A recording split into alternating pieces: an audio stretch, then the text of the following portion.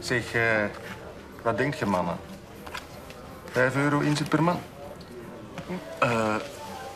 Vorige keer was het 3 euro. Ja, we moeten de spanning een klein beetje opdrijven, hè? Of heeft uw mama u niet genoeg centjes meegegeven? Jawel. Wel, 5 euro dus, hè? Zeg, apropos, die garçon, dat is nog een maat van u, hè? Wel, roep hem een keer, want we staan hier nog altijd de hele tijd droog, hè?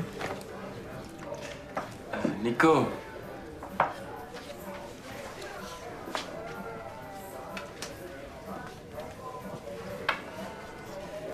Niko.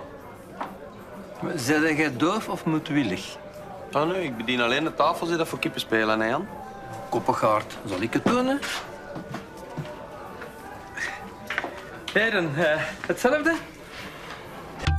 Ba-da-da-da-da.